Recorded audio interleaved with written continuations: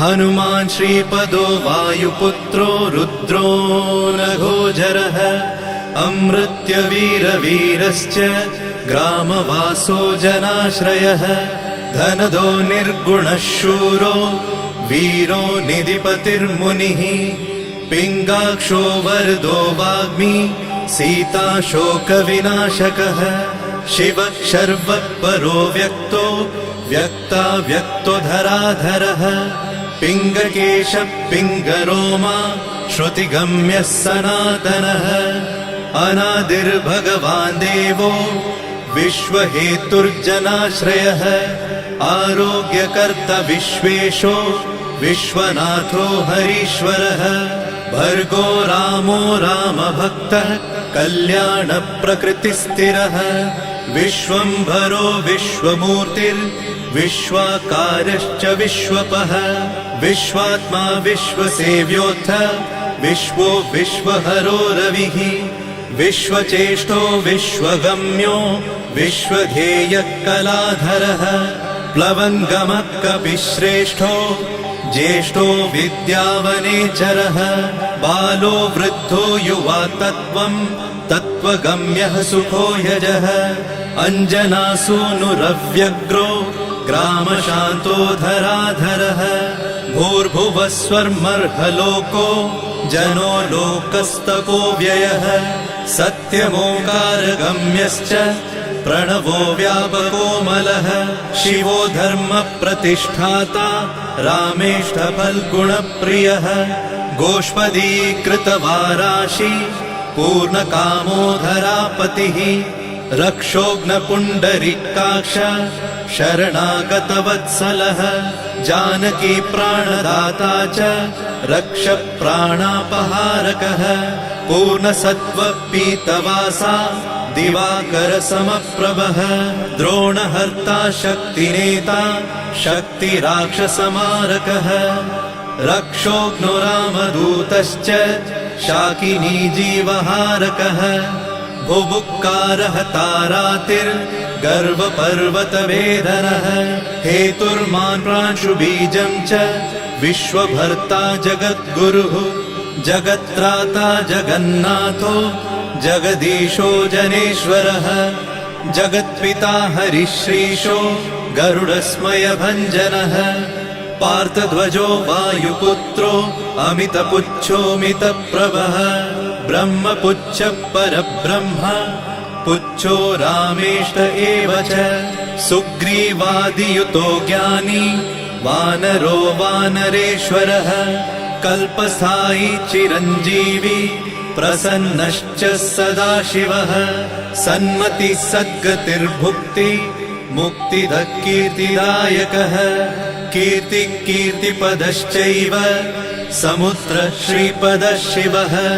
उदधिक्रमणो देवः संसारभयनाशनः वार्धिबन्धनकृद्विश्व जेता विश्वप्रतिष्ठितः लङ्कारिः कालपुरुषो लङ्केशगृहभञ्जनः भूतावासो वासुदेवो वसुस्त्रिभुवनेश्वरः श्रीरामदूतः कृष्णश्च लङ्काप्रासादभञ्जनः कृष्णः कृष्णस्तुतः शान्तः शान्तिदो विश्वपावनः विश्वभोक्ता च मूर्तिग्रह ब्रह्मचारी जितेन्द्रियः ऊर्ध्वगोलाङ्गुलीमाली लाङ्गूलहतराक्षसः समीरतनुजो वीरो वीरमारो जयप्रदः जगन्मङ्गलदः पुण्यः पुण्यश्रवणकीर्तनः पुण्यकीर्तिः पुण्यगतिः जगत्पावनपावनः देवेशोजितरोधश्च रामभक्तिविधायकः ध्याता ध्येयो नभः साक्षी चेतश्चैतन्यविग्रहः ज्ञानदः प्राणदः प्राणो जगत्प्राणः समीरणः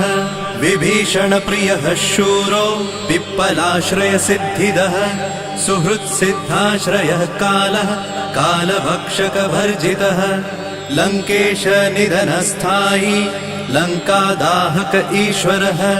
चन्द्रसूर्याग्निनेत्रश्च कालाग्निः प्रलयान्तकः कपिलः कपिशः पुण्य राशिर्द्वादश राशिगः सर्वाश्रयो प्रमेयात्मा रेवत्यादिनिवारकः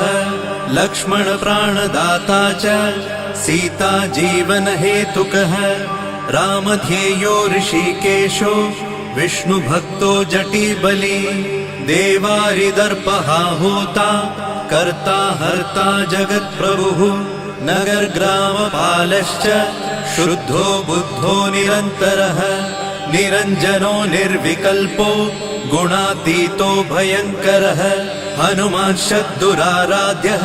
तपस्साध्यो मरेश्वरः जानकी घनशोकोत्थ तापहर्ता परात्परः वाङ्मयः सदसद्रुपः कारणं प्रकृतेः परः भाग्यदो निर्मलो नेता पुच्छलङ्काविदाहकः पुच्छबद्धो यातु दानो यातु दानरिपुप्रियः छायापहारि भूतेषु लोकेशः सद्गतिप्रदः प्लवङ्गमेश्वरः क्रोधः क्रोधसंरक्तलोचनः क्रोधहर्ता तापहर्ता भक्ता भयवरप्रदः भक्तानुकम्पि विश्वेश पुरुहूतः पुरन्दरः अग्निर्विभावसुर्भास्वान् यमो निरृतिरेव च वरुणो वायुगतिमान् वायुः कौबेर्ईश्वरः रविश्चन्द्रः कुजः सौम्यो गुरुः काव्यो शनैश्चरः राहुकेतुर्मरुद्धोता धाता हर्ता समीरजः मशकीकृतदेवारिः दैत्यारिर्मधुसूदनः कामः कपिः कामपालः कपिलो विश्वजीवनः भागीरथीपदाम्भोजः सेतुबन्धविशारदः स्वाहा स्वधा हविः कव्यम् हव्यकव्यप्रकाशकः स्वप्रकाशो महावीरो लघुश्चामितविक्रमः प्रडिनोडीनगतिमान् सद्गतिस्पुरुषोत्तमः जगदात्मा जगद्योनिर्जगदन्तो ह्यनन्तकः विपाप्मा निष्कलङ्कश्च महान् महदहङ्कृतिः खं वायुः पृथिवीयप वह्निर्दिक्काल एव च क्षेत्रज्ञः क्षेत्रपालश्च पल्वलीकृतसागरः हिरण्मयः पुराणश्च खेचरो भूचरो मनुः हिरण्यगर्भः सूत्रात्मा राजराजो विशाम्पतिः वेदान्तवेद्योद्गीतश्च वेदवेदाङ्गपारगः प्रतिग्रामस्थितः साध्य स्फूर्तिदाता गुणाकरः नक्षत्रमालिभूतात्मा सुरभिकल्पपादपः चिन्तामणिर्गुणनिधिः प्रजापतिर्नुत्तमः पुण्यश्लोकः पुरारातिर्ज्योतिष्मान् शार्वरीपतिः किलिकिल्यारवत्रस्त भूतप्रेतपिशाचकः ऋणत्रयहरः सूक्ष्मः स्थूलः सर्वगतः पुमान् अपस्मारहरः स्मर्ते श्रुतिर्गाथा स्मृतिर्मनुः स्वर्गद्वारः प्रजाद्वारो मोक्षद्वारं कपीश्वरः नादरूपः परब्रह्म ब्रह्म ब्रह्मा पुरातनः एको नैको जनः शुक्ल स्वयं ज्योतिरनाकुलः ज्योतिर्ज्योतिरनादिश्च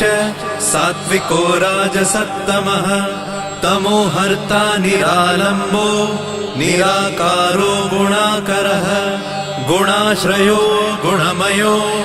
बृहत्कायो बृहद्यशा बृहद्धनुर्बृहत्पादो बृहन्मूर्धा बृहत्स्वनः बृहत्कर्णो बृहन्यासो बृहन्नेत्रो बृहद्गलः बृहद्यत्नो बृहच्चेष्टो बृहत्पुच्छो बृहत्करः बृहद्गतिर्बृहत्सेव्यो बृहल्लोकफलप्रदः बृहच्छक्तिर्बृहद्वाञ्छा फलदो बृहदीश्वरः बृहल्लोकनुतो द्रष्टा विद्यादाता जगद्गुरुः देवाचार्यः सत्यवादी ब्रह्मवादी कलाधरः सप्तपातालगामी च मलयाचलसंश्रयः उत्तराशास्थितः श्रीदो दिव्यौषधवशः खगः शाखामृगः कपीन्द्रश्च पुराणः श्रुतिसञ्चरः चतुरो ब्राह्मणो योगी योगगम्यः परात्परः अनादिनिधनो व्यासो वैकुण्ठः पृथिवीपतिः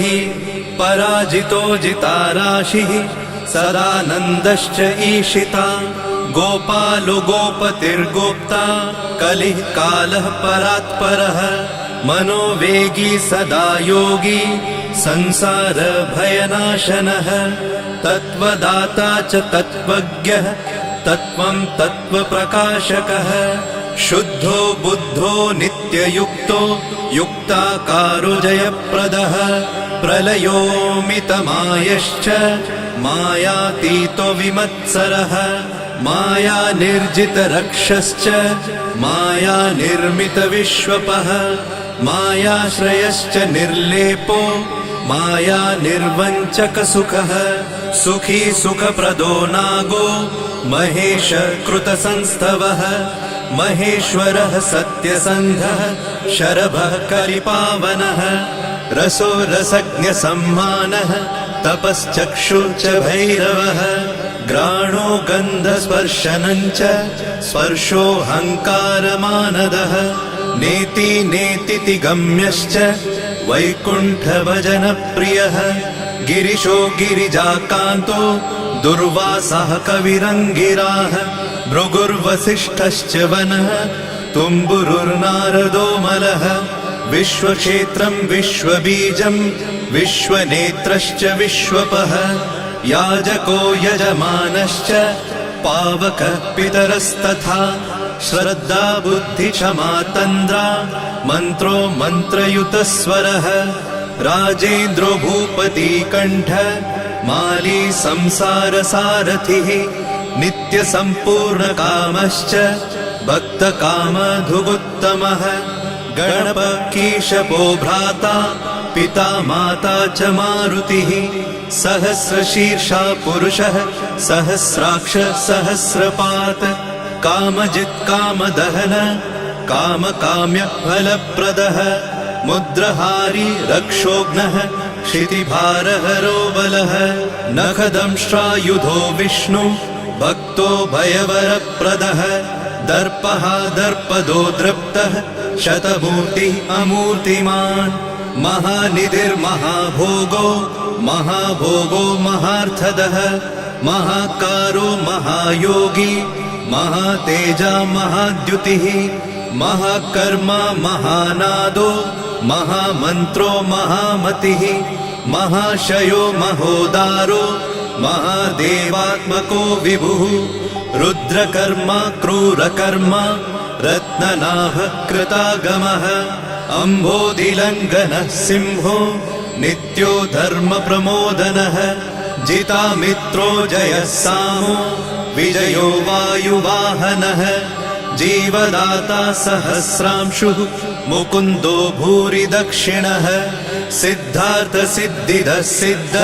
सङ्कल्पसिद्धिहेतुकः सप्तपातालभरणः सप्तर्षिगणवन्दितः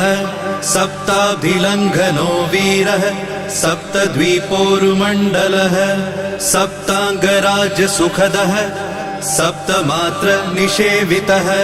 सप्तलोकैकमुकुटः सप्तहोतास्वराश्रयः सप्तच्छन्दोनिधि सप्त छन्द सप्तजनाश्रयः सप्तसामोपगीतश्च सप्तपातालसंश्रयः मेधाविकीर्तिदः शोक हरिदौर्भाग्यनाशनः सर्ववश्यकरो भर्गो दोषघ्नपुत्रपौत्रदः प्रतिवादी मुखस्तम्भो दुष्टचित्तप्रसादनः पराभिचारशमनो दुःखघ्नुबन्धमोक्षदः नवद्वारपुराधारो नवद्वारनिकेतनः नरनारायणस्तुत्यो नरनाथो महेश्वरः मेखली कवची खड्गी भ्राजिष्णुर्विष्णुसारथिः बहुयोजन विस्तीर्ण पुच्छ हतासुरः दुष्टग्रहनिहन्ता च पिशाचग्रहघातुकः बालग्रहविनाशी च धर्मो नेता कृपाकरः उग्रकृत्योग्रवेगश्च उग्रनेत्र शतक्रतुः शतमन्युस्तुतस्तुत्य महातेजो महाबलः समग्रगुणशाली च व्यग्रो रक्षो विनाशकः रक्षोघ्नहस्तो ब्रह्मेश श्रीधरो भक्तवत्सलः मेघनादो मेघरूपो मेघवृष्टिनिवारकः मेघजीवनहेतुश्च मेघश्यामो परात्मकः समीरतनयो बोधा तत्त्वविद्याविशारदः अमोघो मोघवृद्धिश्च इष्टदो निष्टनाशकः अर्थोऽनर्थापहारी च समर्थो रामसेवकः अर्तिधन्यसुरारातिः पुण्डरीकाक्ष आत्मभूः सङ्कर्षणो विशुद्धात्मा विद्याराशि सुरेश्वरः अचलोद्धारको नित्य सेतुकृद्रामसारथिः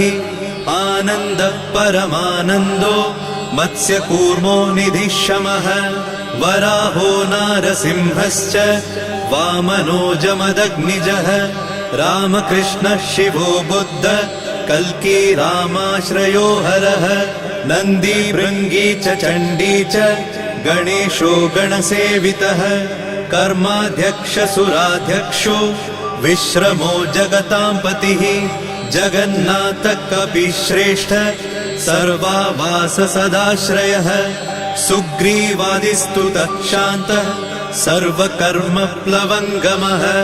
नखदारितरक्षश्च नखायुधविशारदः कुशलः सुधरः शेषो वासुकिस्तक्षकस्वरः स्वर्णवर्णो बलाढ्यश्च रामपूज्यो घनाशनः कैवल्यदीपकैवल्यो गरुडपन्नगो गुरुः किल्यारावहताराति गर्वपर्वतभेदनः वज्राङ्गो वज्रवेगश्च भक्तो वज्रनिवारकः नखायुधो मणिग्रीवो ज्वालामाली च भास्करः प्रौढप्रतापसपनो भक्ततापनिवारकः शरणं जीवनं भोक्ता नानाचेष्टो ह्यचञ्चलः सुस्वस्थोष्टास्य हा दुःख शमनः पवनात्मजः पावनः पवनः कान्तो भक्तागः सहनो बलः मेघनादरिपुर्मेघ नादसंहृतराक्षसः क्षरोक्षरो विनीतात्मा वानरेश सताङ्गतिः श्रीकण्ठ शितिकण्ठश्च सहाय सहनायकः अस्थूलस्त्वननुर्भर्गो देव संसृतिनाशनः अध्यात्मविद्यासारश्च अध्यात्मकुशलः सुधिः अकल्मषः सत्यहेतु सत्यगः सत्यगोचरः सत्यगर्भः सत्यरूपः सत्यपराक्रमः अञ्जनाप्राणलिङ्गश्च वायुवंशोद्भवः सुधिः भद्ररूपो रुद्ररूपः सुरूपश्चित्ररूपधृत मैनाकवन्दितः सूक्ष्म दर्शनो विजयो जयः क्रान्तदिग्मण्डलो रुद्रः प्रकटीकृतविक्रमः कम्बुकण्ठप्रसन्नात्मा हृस्वनासो वृकोदरः लम्बोष्ठकुण्डलिचित्र मालियोगविदाम्बरः विपश्चित्कविरानन्द विग्रहोऽनन्यशासनः फल्गुनीसूनुरव्यग्रो योगात्मा योगतत्परः योगवेद्यो योगकर्ता योगयोनिर्दिगम्बरः अकारादिक्षकारान्त वर्गनिर्मितविग्रहः उलूखलमुखः सिंह संस्तुतः परमेश्वरः श्लिष्टजङ्घः श्लिष्टजानु श्लिष्टपाणि शिखाधरः सुशर्मामितशर्मा च नारायणपरायणः जिष्णुर्भविष्णुरोचिष्णुर् ग्रसिष्णुस्थाणुरेव च हरिरुद्रानुकृद्वृक्ष कम्पनो भूमिकम्पनः गुणप्रवाहसूत्रात्मा वीतरागस्तुतिप्रियः नागकन्या भयध्वंसी रुक्मवर्णः कपालभृत अनाकुलो भवोपायो न पायो वेदपारगः अक्षरः पुरुषो लोक नाथो रक्ष प्रभुर्दृढः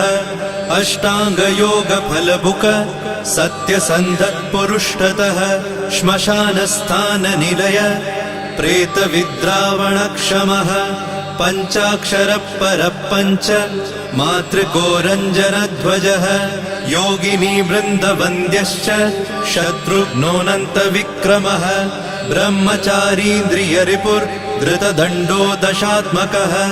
अप्रपञ्चः सदाचार शूरसेनविदारकः वृद्धप्रमोदश्चानन्द सप्तजिह्वापतिर्धरः नवद्वारपुराधार प्रत्यग्रसामगायकः षट्चक्रधाम स्वर्लोको भयहृन्मानदो मदः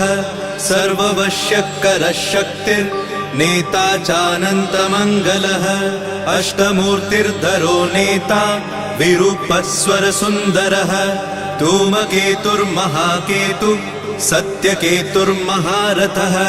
नन्दिप्रियः स्वतन्त्रश्च मेखली समरप्रियः लोहाङ्ग सर्वविद्धन्वि षट्कलः शर्व ईश्वरः फलभुक्फलहस्तश्च सर्वकर्मफलप्रदः धर्माध्यक्षो धर्मफलो धर्मो धर्मप्रदोऽर्थदः पञ्चविंशतितत्त्वज्ञ स्तारक ब्रह्म तत्परः त्रिमार्गवसतिर्भीमः सर्वदुःखनिबर्हणः ऊर्जस्वान्निर्गलः शूली मालिगर्भो निशाचरः रक्ताम्बरधरो रक्तो रक्तमाला विभूषणः वरमाली शुभाङ्गश्च श्वेतश्वेताम्बरो युवा जयो जय परिवारः सहस्रवदनः कविः शाकिनी डाकिनी यक्ष रक्षो भूतौघभञ्जनः सद्यो जातः कामगतिर्ज्ञानमूर्तिर्यशस्करः शम्भुतेजा सार्वभौमो विष्णुभक्तप्लवङ्गमः चतुर्नवतिमन्त्रज्ञ पौलस्त्यबलदर्पः सर्वलक्ष्मीप्रदः श्रीमान् अङ्गदप्रिय ईडितः स्मृतिर्बीजं सुरेशानः संसारभयनाशनः उत्तमः श्रीपरिवार श्रीभूदुर्गा च कामदृक् सदा गतिर्मातरिष्वा रामपादाब्जषट्पदः नीलप्रियो नीलवर्णो नीलवर्णप्रियः सुहृत् रामदूतो लोकबन्धु रन्तरात्मा मनोरमः श्रीरामध्यानकृद्वीरः सदा किं पुरुषस्तुतः रामकार्यान्तरङ्गश्च शुद्धिर्गतिरनामयः पुण्यश्लोकपरानन्द परेश प्रियसारथिः लोकस्वामी मुक्तिदाता सर्वकारणकारणः महाबलो महावीरः पारावारगतिर्गुरुः समस्तलोकसाक्षी च समस्तसुरवन्दितः सीता समेत श्रीराम पादसेवाधुरन्धरः इति श्री आञ्जनेय सहस्रनाम स्तोत्रम् सम्पूर्णम्।